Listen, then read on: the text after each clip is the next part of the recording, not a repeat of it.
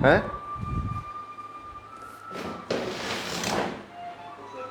सही काम कर रहे हो बेटा तुम लोग। चलिए ठीक है, स्टार्ट करते हैं। तो अब तक हम लोग सेमीकंडक्टर के बारे में डिस्कशन कर चुके हैं, बेसिक्स पढ़ चुके हैं उसके। डायोड के बारे में हम डिस्कशन कर रहे थे। तो डायोड के मैंने कुछ बेसिक कर्व लास्ट क्लास में पढ़ाए थे। मैंने आपको बताया था कि जो डायोड की बायसिंग होती है, फॉरवर्ड बायसिंग ऐसा होता है, रिवर्स बायसिंग में ऐसा होता है डायोड। आइए आज अपन उसी से आगे चीज़ों को और डिस्कस करते हैं, अच्छे से देखते हैं कि इनमें कैसा आगे कार्यक्रम चलेगा। सो गाइज, एक चीज़ जो अपने को यहाँ तक पता होनी चाहिए, अच्छे से अपने को समझ में आनी चाहिए, क्या कि जो डायोड होता है, डायोड इस साइन का होता है। इसकी याद करने वाली बात क्या है कि इसमें इस तरफ जो करंट फ्लो होती है वो हमारे लिए इंपॉर्टेंट है। ये करंट ही हमारे लिए इंपॉर्टेंट है। समझ में आया कि नहीं है? ये करंट कौन सी होती है? फॉरवर्ड बायस करंट होती है। कौन सी करंट होती है? Forward bias current. और फॉरवर्ड बायस कोई डायोड कब होता है? जब फॉरवर्ड बायस कोई डायोड कब होता है? जब हम क्या करते हैं बेटा? जब हम लोग उसके P सिरे को हाई वोल्टेज से कनेक्ट करते हैं और N सिरे को लो वोल्टेज से कनेक्ट करते हैं। ये इंपॉर्टेंट है, ठीक है कि नहीं है? क्लियर है? मुझे उम्मीद थी कुछ एक दो बच्चे बढ़ जाएंगे, तो मैंने टॉपिक जानबूझ के रोक के रखा था कल की क्लास में, ठीक है। आज थोड़े बच्चे इंक्रीज हो गए अपने। अब अपन इस पे काम करते हैं। मैं कल आपसे डिस्कस कर रहा था कि जो रेजिस्टेंस नाम की चीज होती है, रेजिस्टेंस का फॉर्मूला होता है V/I। और आपके पास में दो तरह की डिवाइस होती है। एक वो डिवाइस जो ओम के लॉ को फॉलो करती है, इसको अपन ओहमिक डिवाइस बोलते हैं। एक वो डिवाइस जो ओम के लॉ को फॉलो नहीं करती, इसको अपन नॉन ओहमिक डिवाइस बोलते हैं, ठीक है कि नहीं है? जो ओहमिक डिवाइसेस होती है, जो ओम के लॉ को फॉलो करती है, वो डिवाइसेस के लिए V और I के बीच का कर्व स्ट्रेट लाइन आता है। कैसा आता है? स्ट्रेट लाइन आता है। कैसा आता है? स्ट्रेट लाइन आता है ओहमिक डिवाइसेस के लिए। जो कर्व होता है ना, जैसे आपके पास में यहाँ पे V और यहाँ पे I है, ठीक है, तो इनके बीच में जो कर्व बनेगा ये ऐसा सरल रेखा आता है, स्ट्रेट लाइन की फॉर्म में आता है ये कर्व। ये आपकी ओहमिक डिवाइसेस होती है। यहाँ पे I और V का कर्व, या जो V और I का कर्व, ये स्ट्रेट लाइन नहीं है, ये थोड़ी सी कर्व्ड लाइन है। कैसी लाइन है बेटा? ये कर्व्ड लाइन है। तो इन कर्व्ड लाइंस के लिए अपन क्या नाम यूज करते हैं? नॉन ओहमिक डिवाइस यूज करते हैं। और आगे डिस्कशन करते हैं। बेसिकली आप इस फॉर्मूले को गौर करो। यदि आप ये फॉर्मूला देखो R = V/I, तो ये क्या है? V/I, V/I। मतलब रेजिस्टेंस मेजरली क्या होता है?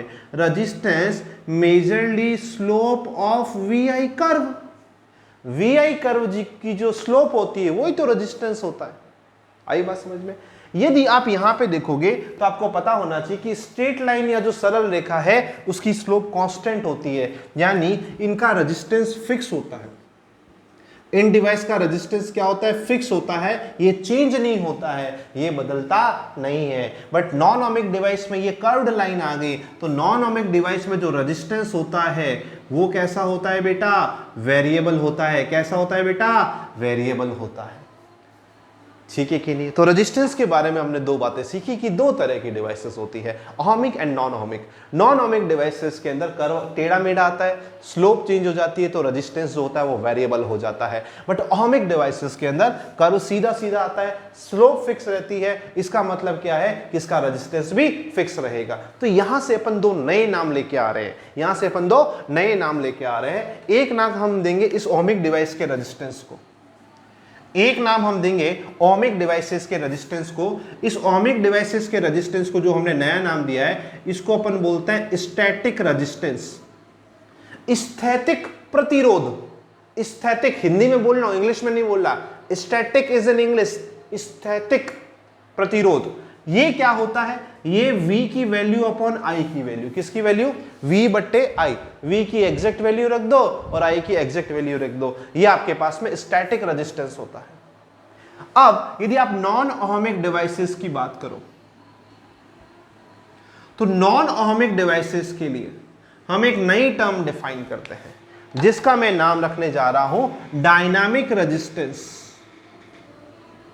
Dynamic resistance.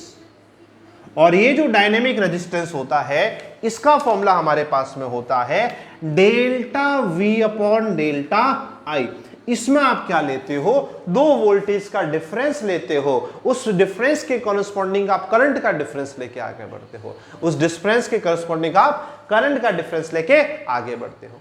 तो कुछ नहीं सीखा अभी अपन ने, बहुत छोटी छोटी दो चीजें सीखी है कि रेजिस्टेंस दो तरह के होते हैं, डिवाइसेस दो तरह की होती है, एक जो ओम के लॉ को फॉलो करती है, एक जो ओम के लॉ को फॉलो नहीं करती, जो ये वाली और ये वाली। डायोड एक नॉन ओमिक डिवाइसेस है, इसके लिए आप डायनेमिक रेजिस्टेंस डिफाइन करते हो। ओमिक डिवाइसेस जो आप करंट इलेक्ट्रिसिटी में पढ़ के आते हो, उसके लिए आप स्टैटिक रेजिस्टेंस को डिफाइन करते हो।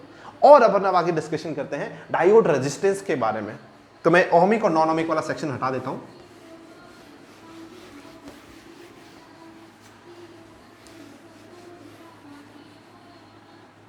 फिर वापस जानकारी के लिए रिपीट करता हूं चीजें। क्या रिपीट कर रहा हूं कि जो फॉरवर्ड बायस की करंट होती है, ये जो फॉरवर्ड बायस की करंट होती है ना, फॉरवर्ड बायस की करंट फ्लो होती है मेजॉरिटी चार्ज के कारण, मिली एम्पियर में मापते हैं इसको। ये बहुत ज्यादा करंट होती है ना, बहुत ज्यादा, मतलब ऐसा इतनी क्या ज्यादा है कि मिली में माप रहे हो, इसकी तुलना में ज्यादा होती है। ये आपकी जो रिवर्स बायस की करंट होती है, ये माइनॉरिटी चार्ज कैरियर के कारण होती है ना, इसको अपन माइक्रो एम्पियर में मेजर करते हैं। अब अपन डायोड रेजिस्टेंस के बारे में डिस्कशन करते हैं। We will discuss about diode resistance.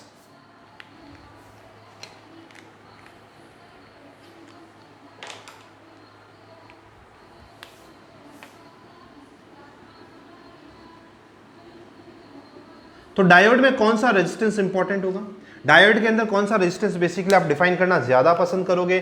तो डायोड में आप डिफाइन करते हो डायनामिक रेजिस्टेंस। कौन सा रेजिस्टेंस? डायनामिक रेजिस्टेंस या गतिक प्रतिरोध आप डिफाइन करते हो। क्यों डिफाइन करते हैं? क्योंकि यहाँ पे स्लोप अलग अलग है। सो व्हाट यू प्रेफर है इज कि आप यहाँ पे वोल्टेज की ये इतनी सी सेगमेंट ले लो, वोल्टेज का ये डिफरेंस ले लो, ये आपका वोल्टेज का डिफरेंस आ गया डेल्टा वी, और यहां पे आपके पास में करंट का डिफरेंस आ गया, यहां पे आपके पास में करंट का डिफरेंस आ गया, ये जो डिफरेंस है इसको अपन बोलेंगे डेल्टा आई। इसी तरह से आप यहां पे भी चूज कर सकते हो। यहां पे आप एक काम करो, देखो ये वैल्यू मैंने ले ली, देखो बड़े ध्यान से देखना, यहाँ पे रेजिस्टेंस थोड़ा क्रिटिकल आता है, एक वैल्यू ये रही, एक वैल्यू ये रही, इसके कॉरेस्पॉन्डिंग आप वोल्टेज ले लो, ये रहा। तो ये आपका वोल्टेज का डिफरेंस आ गया डेल्टा वी, और ये आपके करंट का डिफरेंस आ गया डेल्टा आई। तो यहां पे यदि आप गौर करते हो, यदि मैं फॉरवर्ड बायस के रेजिस्टेंस की बात करता हूं, अपन बात करते हैं फॉरवर्ड बायस के रेजिस्टेंस की, तो जो फॉरवर्ड बायस का रेजिस्टेंस है वो हमारे पास में कितना आता है? डेल्टा वी अपॉन डेल्टा आई आया, कोई दिक्कत नहीं है। अपन बात करते हैं रिवर्स बायस के रेजिस्टेंस की, तो जो रिवर्स बायस का रेजिस्टेंस है वो भी कितना आएगा लाला जी? वो भी हमारे पास में आएगा delta V upon delta I. No problem, no problem at all, we are going very well. But यदि आप बड़े ध्यान से देखो तो इसमें डेल्टा आई बहुत बड़ा है, डेल्टा वी बहुत छोटा है ना। कम वोल्टेज के वेरिएशन पे आपकी जो करंट है वो बहुत ज्यादा चेंज हो जाती है। तो यहाँ पे ये वाला जो सेगमेंट है डेल्टा आई, ये कंपैरेटिवली ज्यादा वैल्यू रखता है। ये यदि ज्यादा वैल्यू रखता है तो फॉरवर्ड बायस का रेजिस्टेंस क्या हो जाता है? लो हो जाता है। कितना हो जाता है बेटा? लो रेजिस्टेंस हो जाता है, कोई दिक्कत नहीं। यहां पे आप देखो डेल्टा वी और डेल्टा आई, बड़ा कौन? फोटो देख के बताओ कौन बड़ा? इसके अंदर वोल्टेज बड़ा है, करंट छोटी है। यानी यहां पे करंट क्या है लाला जी? करंट यहां पे कम है, यहां पे करंट कम है तो रेजिस्टेंस ज्यादा हो जाएगा। यानी आपके रिवर्स बायस में हाई रेजिस्टेंस होता है और फॉरवर्ड बायस में लो रेजिस्टेंस होता है। ये जो रेजिस्टेंस होता है लगभग 1 से 100 ओम के ऑर्डर का होता है, और ये जो रेजिस्टेंस होता है अप्रोक्सीमेटली 10⁶ ओम के आसपास का होता है। तो जब अपन फॉरवर्ड बायस की बात करते हैं, फॉरवर्ड बायस में क्या होता है? करंट बहुत ज्यादा फ्लो होती है, रेजिस्टेंस बहुत कम होता है। रिवर्स बायस की बात करें, करंट कम फ्लो होती है, रेजिस्टेंस बहुत ज्यादा होता है। रिवर्स बायस में करंट ये जो फिक्स वैल्यू अटेन कर लेती है, इस फिक्स वैल्यू का भी नाम रखा गया है। इस फिक्स वैल्यू को कहते हैं संतृप्त करंट या रिवर्स सैचुरेशन करंट। इसको अपन कहते हैं रिवर्स सैचुरेशन करंट, पश्च संतृप्त धारा कहते हैं, पश्च संतृप्त धारा कहते हैं। आइडियली यदि मैं आपसे यहां पे बात करना चाहूं, आइडियली आदर्श रूप से यदि मैं आपसे बात करना चाहूं यहां पे, तो आइडियली क्या होगा? इस चीज को देखते हैं अपन। आइडियली जो फॉरवर्ड बायस का रेजिस्टेंस होता है आप उसको 0 मान के चलते हो, और रिवर्स बायस के रेजिस्टेंस को आप इनफाइनाइट मान के चलते हो। जीरो रेजिस्टेंस का मतलब क्या होता है? जीरो रेजिस्टेंस का मतलब होता है कि वहां पे कंडक्टिंग वायर जोड़ दो, उसको शॉर्ट कर दो। दिस इज नोन एज, इसका जो दूसरा नाम होता है लाला जी, इसका दूसरा नाम होता है शॉर्ट सर्किट। इसका दूसरा नाम होता है ओपन सर्किट। इसका नाम होता है शॉर्ट सर्किट, इसका नाम होता है ओपन सर्किट। ओ हो महाराज, डायोड दो काम करेगा। यदि फॉरवर्ड बायस में है तो धमाधम करंट फ्लो कराएगा, रिवर्स बायस में तो कोई करंट फ्लो नहीं कराएगा। एज अ वॉल्व काम करेगा, एक as a one directional device काम करेगा, एक दिवसीय युक्ति की तरह काम करेगा, एक दिशीय युक्ति की तरह काम करेगा। जैसे जैसे जैसे तुम्हारे पास में ये है, सॉरी, जैसे तुम्हारे पास में ये एक वायर है ना, इस वायर में तुम भले मेरे राइट हैंड से करंट भेजो चाहे मेरे लेफ्ट हैंड से करंट भेजो, आप कहीं से भी करंट भेज दो, करंट इधर भी जाएगी इधर भी आएगी, दोनों तरफ करंट जाएगी कि नहीं जाएगी? समझ में आएगी नहीं है? पर मान लो ये डायोड है, मान लो ये डायोड है, ये डायोड है, ये इसका पी सिरा है, ये जो 4 उंगली ये पी सिरा है, ये अंगूठा इसका जो है, ये इधर वाला हाथ इसका एन सिरा है। तो इसमें डायोड कहां से, करंट कहां से कहां जाएगी? केवल इस तरफ जाएगी, इस तरफ कोई करंट नहीं आएगी। मतलब एक सीधे तार में क्या फर्क है? सीधा तार तो दोनों तरफ करंट को फ्लो करा सकता है, पर डायोड केवल एक डायरेक्शन में करंट को फ्लो कराता है। जैसे ना, एक तो ट्रैफिक नॉर्मल जाता है, एक वन वे ट्रैफिक होता है, एक डायरेक्शन में जा सकते हो, दूसरी तरफ से आ नहीं सकते हो। वैसे ही डायोड होता है। डायोड यूनिडायरेक्शनल डिवाइस होती है, एक दिशीय युक्ति होती है, केवल इस दिशा में करंट को फ्लो कराती है, इधर से करंट को क्या कर देगी? ब्लॉक कर देगी। आगे क्या कहानी समझ में आ गई तो अंगूठे दिखा दो, समझा दो मेरे को भी। आगे तो अंगूठे दिखा के बता दो, हाँ सर क्लियर है, चलो बहुत बढ़िया। चेक करो बेटा, चेक करो, कोई डाउट है तो बताओ। ठीक है, ओके, वेरी गुड। तो अपन सर्किट बेस्ड क्वेश्चन करेंगे, उससे पहले अपन इसके आगे की कहानी समझते। एक टॉपिक होता है रिवर्स ब्रेकडाउन, डायोड का पश्च भंजन, अपन उसको अच्छे से समझते बेटा।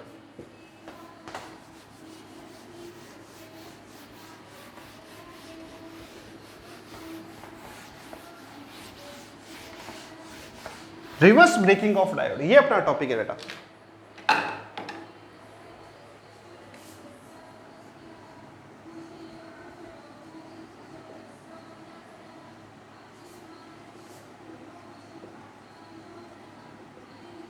डायोड का पश्च भंजन, डायोड का पश्च भंजन। अभी अपन ने क्या सीखा? अभी अपन ने ये सीखा कि जैसे आपके पास में ये डायोड है,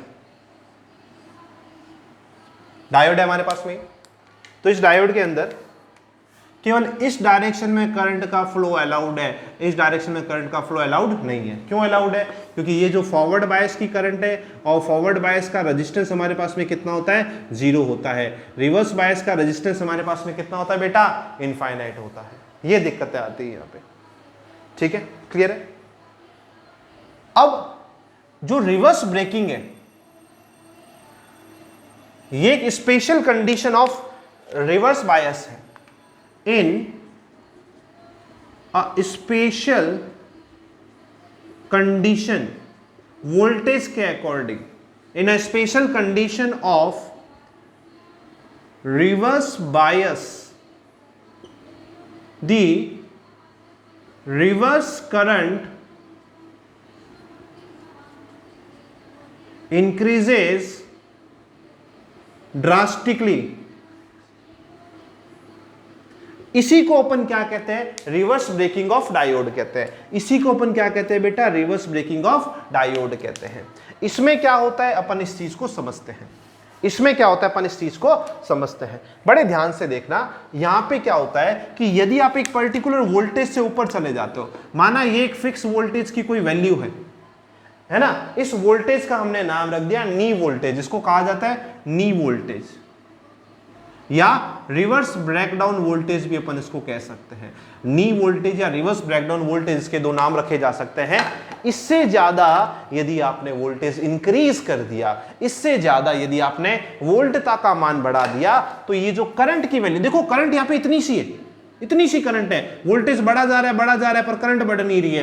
पर इस पर्टिकुलर वोल्टेज के बाद में भाम से करंट भर के इसे नीचे गिर जाती है। करंट देखो, अब केवल करंट में इंक्रीमेंट हो रहा है, वोल्टेज तो इतना सा बड़ा है, वोल्टेज तो इतना सा बड़ा है, करंट इतनी ज्यादा बढ़ गई।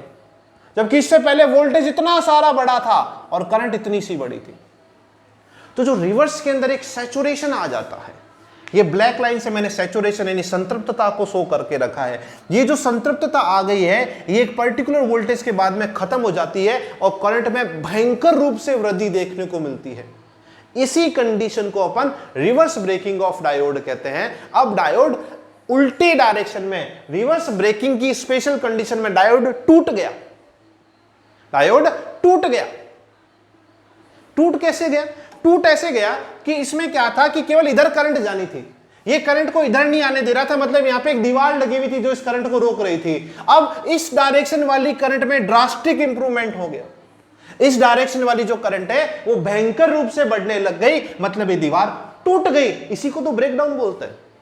पर ये केवल किस में होता है? ये केवल रिवर्स फेज में होता है, ये फॉरवर्ड फेज में नहीं होता है, क्योंकि फॉरवर्ड फेज में तो ऑलरेडी अलाउड है करंट का फ्लो।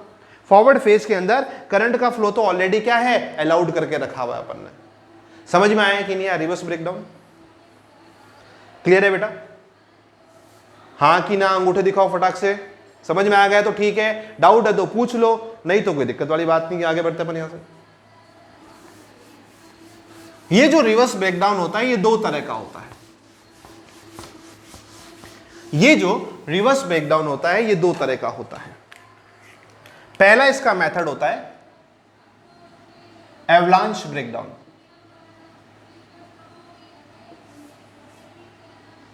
Avalanche breakdown.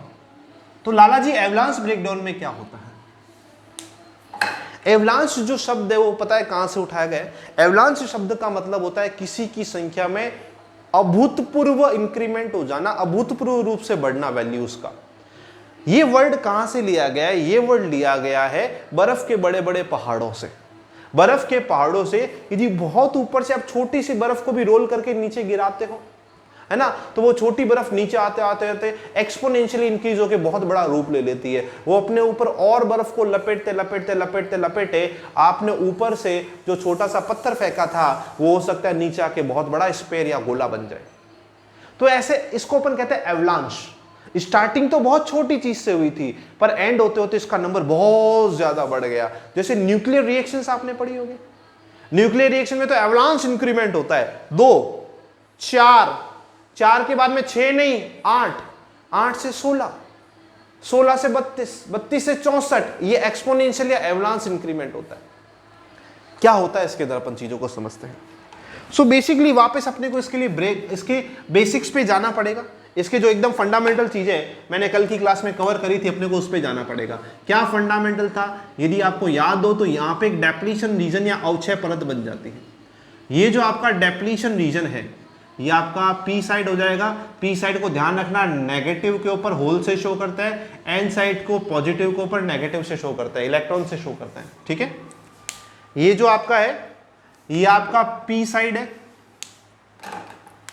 ये जो आपका है ये आपका पी साइड है, ये आपका एन साइड है। ये जो जगह है इसको अपन कहते हैं डेप्लीशन रीजन।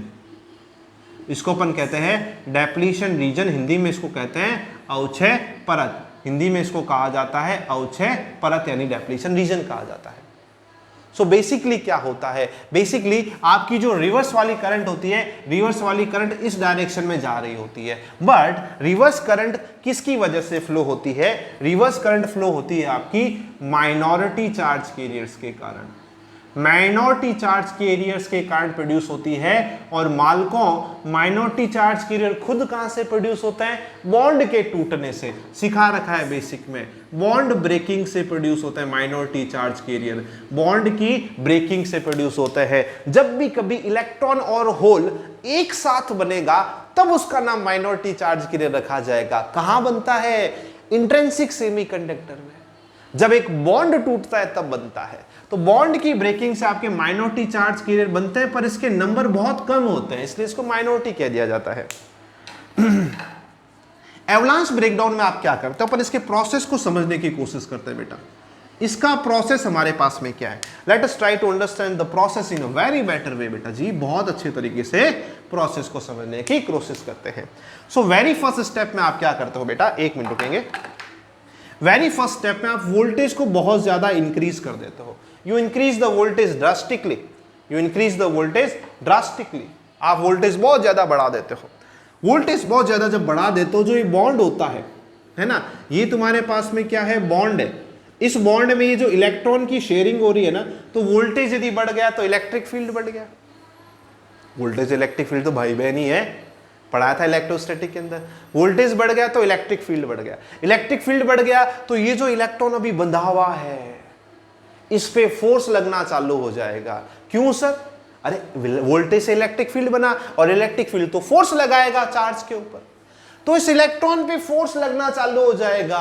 कुछ देर तो ये सहन करेगा, इस बंद में बैठा हुआ सहन करेगा सहन करेगा। जब आपने वोल्टेज बहुत ज्यादा बढ़ा दिया तो अब ये इलेक्ट्रॉन नहीं रुक सकता, अब ये इलेक्ट्रॉन बॉन्ड को तोड़ के बाहर चला जाएगा।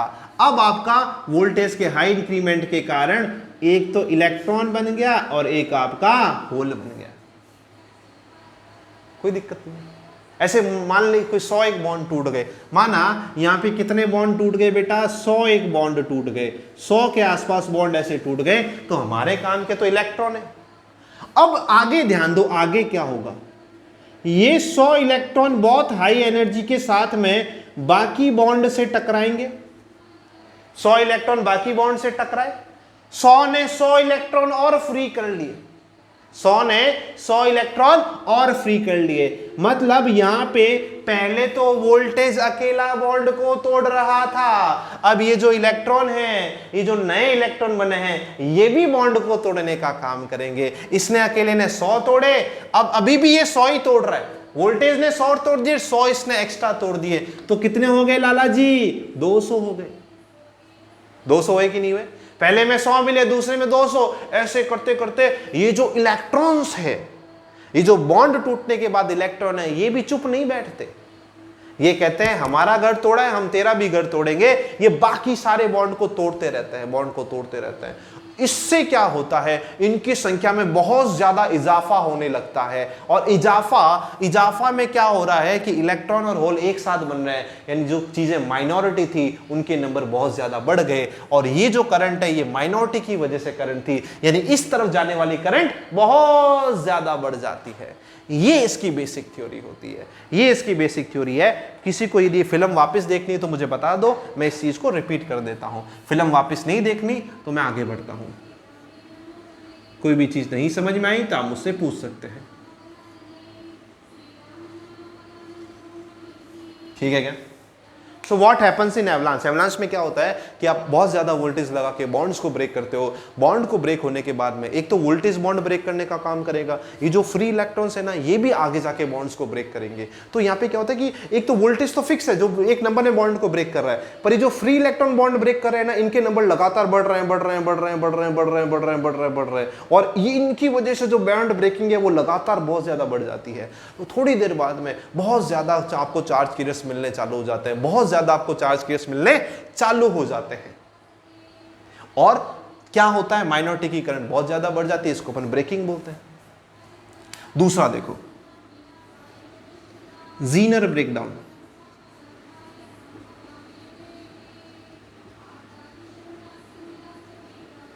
What happens in Zener breakdown समझते हैं। जीनर ब्रेकडाउन को मैं एक लाइन में लिखूंगा और आपको समझ में आ जाएगा।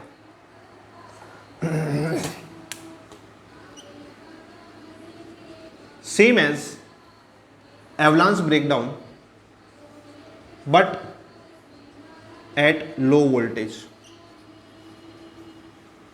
Same as avalanche breakdown at low voltage. Zener में क्या होता है, Zener in this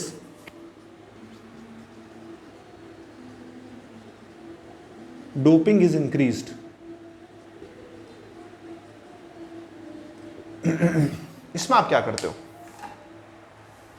इसमें आप क्या करते हो कि डोपिंग बहुत ज्यादा बढ़ा देते हो, डोपिंग बहुत ज्यादा बढ़ा देते हो। डोपिंग बढ़ाने से, डोपिंग का मतलब क्या है, डोपिंग का मतलब होता है कि इंप्योरिटी डालना। सिलिकॉन के अंदर फॉस्फोरस डाल दोगे, इंप्योरिटी है। सिलिकॉन के अंदर एल्यूमिनियम डाल दोगे तो इंप्योरिटी है। जितनी ज्यादा डोपिंग होगी ना, जितनी ज्यादा डोपिंग होगी, डोपिंग बढ़ाने से आपका जो डेप्लीशन रीजन है, डोपिंग इंक्रीज करने से, इस चीज को भी लिख देता हूं, ये बहुत इंपॉर्टेंट टर्म आपको पता होना चाहिए कि जितनी ज्यादा डोपिंग होगी, डोपिंग बढ़ाने पर जो आपका डेप्लीशन रीजन है वो थिन होता रहता है, वो पतला होता रहता है। वो पतला होता रहता है, यानी ये जो डिस्टेंस d है, ये डिस्टेंस d कम होती रहती है। डिस्टेंस d क्या होती रहती है बेटा? कम होती रहती है, कम होती रहती है। आपको पता है इलेक्ट्रिक फील्ड कितना होता है? v/d होता है। इलेक्ट्रिक फील्ड कितना होता है? v/d होता है ना। तो ये जो वोल्टेज बढ़ाया, वोल्टेज बढ़ाने के बाद यहां से यहां लड़ाई करने वोल्टेज गया था क्या? नहीं, यहां से यहां लड़ाई करने इलेक्ट्रिक फील्ड गया था। तो यदि आपने डोपिंग बढ़ा दी, तो डोपिंग बढ़ाने से क्या हो गया? डोपिंग बढ़ाने से रीजन पतला हो गया। रीजन यदि ये पतला हो गया तो डी की वैल्यू कम हो गई, और डी कम हो गई तो इलेक्ट्रिक फील्ड खुद से बढ़ जाएगा। एक तो तू वोल्टेज से बढ़ा रहा है, एक तूने इसको पतला करके और बढ़ा दिया, मतलब वोल्टेज का काम थोड़ा सा कम हो गया यहां पे।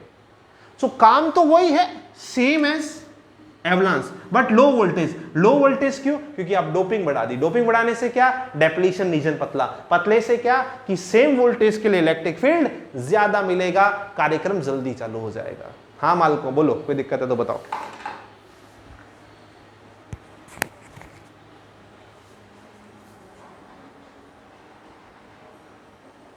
चेक करो, कोई भी दिक्कत है तो बताओ बेटा, किसी को भी। बढ़े यहां से आगे, ब्रेकिंग ब्रूकिंग सब समझ में आ गई बच्चों को एकदम अच्छे से? चलो,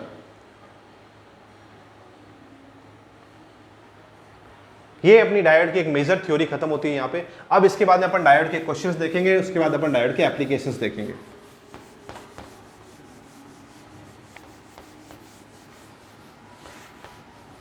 आज मेजरली अपन डायोड एंड करके ट्रांजिस्टर चालू करके ट्रांजिस्टर एंड करने की पोजीशन में आ जाएंगे। कल आपका ये चैप्टर फिनिश हो जाएगा। आज तो नहीं हो पाएगा, कल आपका ये चैप्टर फिनिश हो जाएगा, और कल समय मिला तो कल, नहीं तो परसों से अपन 11th चालू करेंगे। ठीक है, मैं चाहता हूं आप सब बच्चे मैसेज करें कि 11th में कौन सा चैप्टर पहले चालू करना है, ठीक है, जिसमें आपको सबसे ज्यादा दिक्कत हो। तो उस हिसाब से जिस चैप्टर पे सबसे ज्यादा वोट मिलेंगे उसी चैप्टर को अपन पहले चालू करेंगे। ठीक है बेटा, जैसे एक क्वेश्चन कर ले अपन, छोटा सा एक क्वेश्चन करते हैं कि आपके पास में एक डायोड का सर्किट है।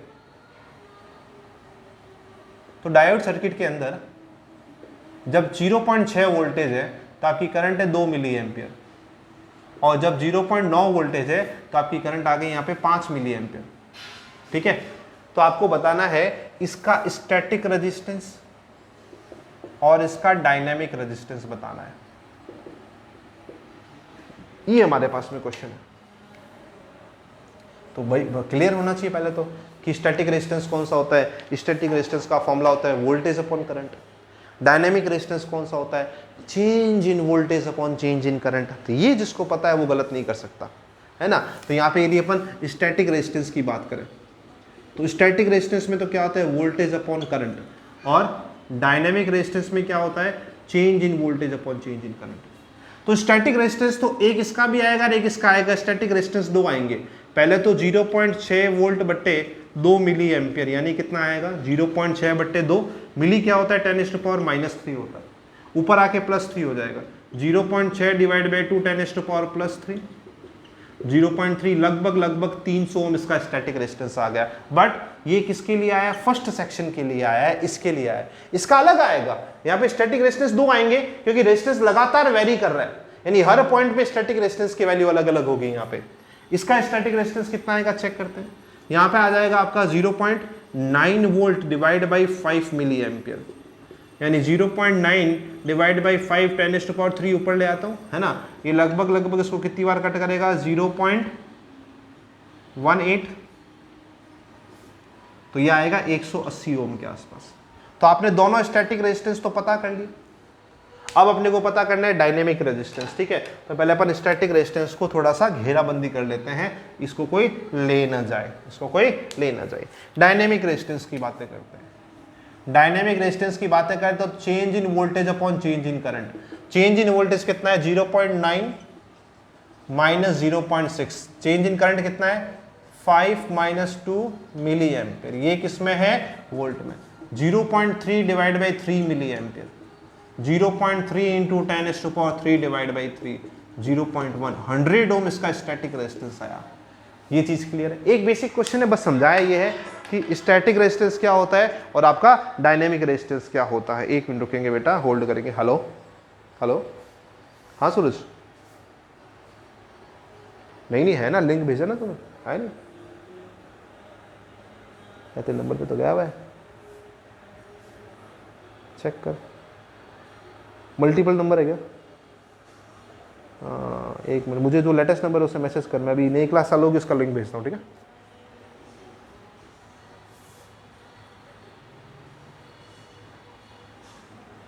ठीक है बेटा, चेक करें, कोई भी दिक्कत परेशानी है तो बताएं, नहीं तो अपन फिर यहाँ से आगे बढ़ते हैं बेटा, ठीक है? आइए क्वेश्चन को देखते हैं इसमें और आगे अपन देख एक नया क्वेश्चन बनाते हैं अपन यहाँ पे।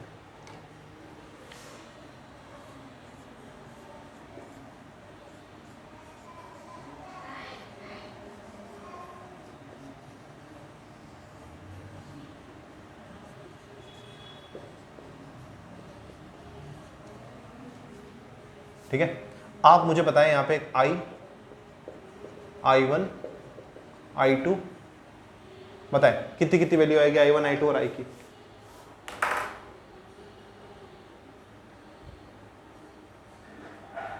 I1 और I2 की वैल्यू बताएं। हाँ बाहर जा रहा होगा ना, 5 ओम है बेटा ऊपर वाले का रेजिस्टेंस, इसका रेजिस्टेंस है 5 ओम, 5 ओम।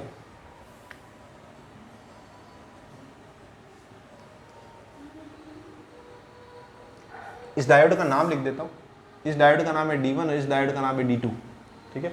ये ऊपर वाला डायोड D2 है बच्चे, नीचे वाला डायोड D1 है। ऊपर वाला डायोड D2 है, नीचे वाला D1 है।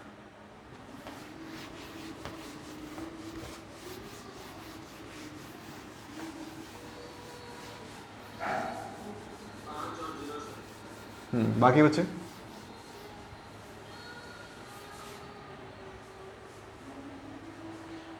I2 0,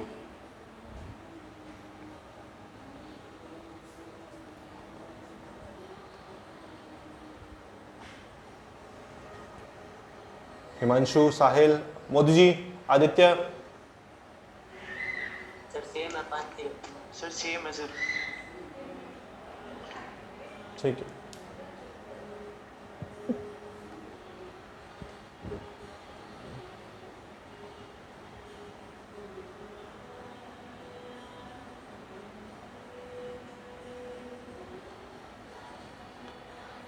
देखिए बच्चे, सब बच्चे यहाँ पे देखेंगे। देखो बहुत इंपॉर्टेंट चीज़ क्या है कि ये इसका हाई वोल्टेज वाला सिरा है, ये इसका लो वोल्टेज वाला सिरा, ठीक है?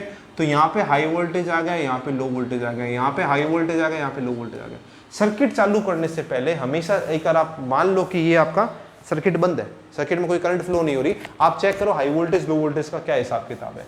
तो ये हाई वोल्टेज और ये आपका लो वोल्टेज, यहाँ पे आपका आ गया लो वोल्टेज, ये आपका हाई वोल्टेज है, ये आपका क्या हो गया लो वोल्टेज। तो यहाँ पे तो क्या हो रहा है, देखो P वाले सिरे पे हाई है, N वाले सिरे पे लो है, तो ये तो काम करेगा, बट ये वाला आपका क्या हो जाएगा, रिवर्स बायस हो जाएगा। तो सबसे पहले इंपॉर्टेंट इंफॉर्मेशन क्या है, D1 आपका आएगा फॉरवर्ड बायस और D2 आपका आएगा रिवर्स बायस।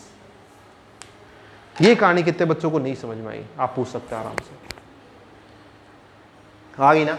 अब नया सर्किट बना लो D1 और D2 के हिसाब से। नया सर्किट हमारा क्या कहता है, नया सर्किट कुछ ऐसा बनेगा, देखो ऊपर वाला तो रिवर्स बायस है तो इसको ओपन सर्किट बना दो, नीचे वाला फॉरवर्ड बायस है तो इसको शॉर्ट सर्किट बना दो, उसकी जगह एक तार जोड़ दो, उसकी जगह एक तार जोड़ दो, ठीक है? ये हमारे पास में कितना आ जाएगा, 10 वोल्ट आ जाएगा। यहाँ पे आपका 2 ओम का रेजिस्टेंस है, यहाँ पे 5 ओम का रेजिस्टेंस है, तो यहाँ से तो आगे खड्डा है, खड्डे में करंट जाती नहीं है ना? यहाँ से आपकी करंट आई फ्लो हो जाएगी, है ना? 10 वोल्ट 2 ओम, तो I बराबर कितना आ जाएगा, I1 कह देता है पर इसको I1 नाम दिया है, 10/2 यानी 5 एम्पियर। और I की भी वैल्यू कितनी हो जाएगी, I1 बराबर I, ये भी कितनी आएगी, 5 एम्पियर आएगी। क्लियर है सबको, कोई दिक्कत परेशानी? बढ़े आगे, ठीक है? अब मेरा क्वेश्चन आपसे ये बेटा कि मुझे बताओ VD1 कितना है और VD2 कितना है, डायोड 1 पे वोल्टेज कितना है, डायोड 2 पे वोल्टेज कितना है?